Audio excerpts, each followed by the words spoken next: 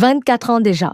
24 ans depuis le jour où la France est arrivée à la Coupe du Monde en tant que championne du monde et qu'elle a quitté la compétition après son tout premier match sous le choc. 24 ans depuis le jour où une sélection africaine appelée le Sénégal s'est dressée face à Zidane et ses coéquipiers et a dit au monde entier « Nous ne sommes pas venus pour participer, nous sommes venus pour rivaliser ». Un seul but avait alors suffi pour entrer dans l'histoire de la Coupe du Monde. Un but inscrit par Papa Bouba Diop et qui a permis au Sénégal de réaliser l'une des plus grandes surprises de l'histoire du mondial.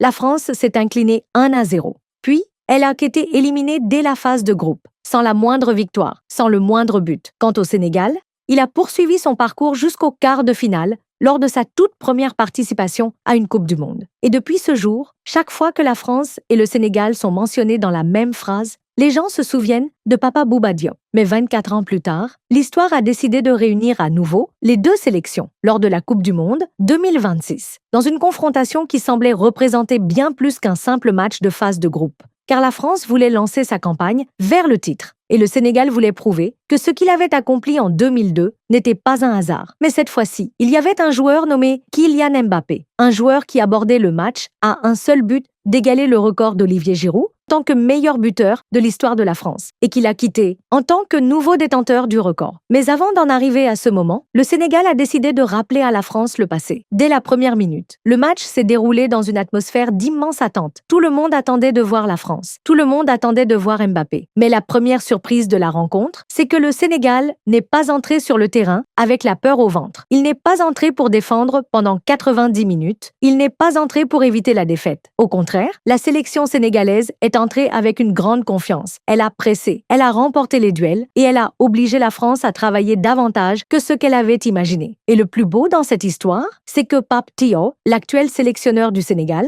faisait partie des joueurs de l'équipe sénégalaise lors de l'exploit de 2002. Oui, il était présent dans cette génération qui a fait tomber la France, championne du monde. Et 24 ans plus tard, il s'est retrouvé une nouvelle fois face à la France, mais cette fois depuis le bord du terrain, en tant qu'entraîneur. Comme si l'histoire se répétait, et au fil des minutes, il est devenu évident que la France n'était pas à l'aise. C'est d'ailleurs ce qu'a reconnu Didier Deschamps après le match. Le Sénégal était bien organisé, parfaitement positionné, et chaque attaque française nécessitait un énorme effort pour parvenir jusqu'au but. La première mi-temps s'est achevée sur un score nul et vierge, 0-0. Et plus les minutes passaient, plus le Sénégal rêvait de voir l'histoire se répéter une nouvelle fois. Mais les grandes équipes ont un avantage, elles savent résister et attendre le bon moment. Et ce moment est arrivé à la 66e minute. C'est alors qu'est apparue la solution française classique. Quand le plan A ne fonctionne pas, et quand le plan B ne fonctionne pas, donnez le ballon à Mbappé et regardez ce qu'il va faire. Le ballon est arrivé jusqu'à Kylian Mbappé, et la star française a fait ce qu'elle fait depuis le début de sa carrière. Une touche, un déplacement, une frappe et un but,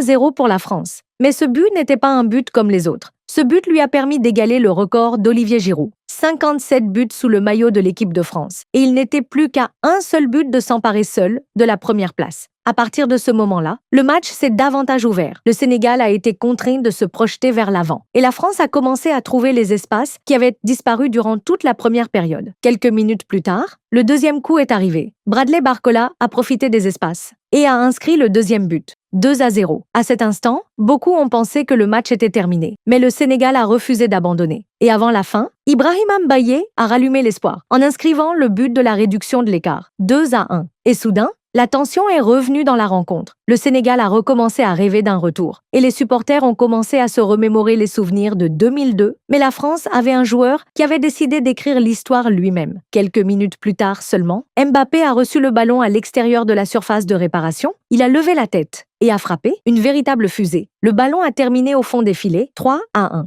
Le match s'est terminé. Et avec lui, s'est achevé un record qui avait tenu pendant de longues années. Kylian Mbappé a atteint le 58e but et est devenu le meilleur buteur de l'histoire de l'équipe de France, sous une grande célébration française. Et bien sûr, parmi tous les grands noms, il y avait un joueur qui travaillait dans le calme, Michael Olise. Le genre de joueur qui n'a pas besoin de toucher le ballon 100 fois pour attirer l'attention. Une seule touche, une seule passe ou un simple mouvement suffit à obliger la défense à revoir ses calculs. Et plus le match avançait, plus son empreinte devenait visible. Mais la vérité, c'est que le score final de 3-1 peut légèrement tromper sur la physionomie du match. Car en regardant les chiffres, on découvre que la rencontre était plus serrée qu'il n'y paraît. La possession s'est terminée à 54%, seulement pour la France, contre 46% pour le Sénégal. Et la précision des passes, 87% pour les deux équipes. La France a complété 550 et une passe. Et le Sénégal 478. Et les corners se sont terminés à 6 pour la France contre 4 pour le Sénégal. Autrement dit, l'écart n'était pas aussi large que ce que l'on pourrait imaginer. Mais il y avait une différence décisive. La qualité devant le but. La France a tiré 12 fois, dont 9 tirs cadrés. Le Sénégal a tiré seulement 6 fois, dont seulement 2 tentatives entre les poteaux. Et c'est là que se trouvait la vraie différence. Pas la possession, pas les passes, pas la domination,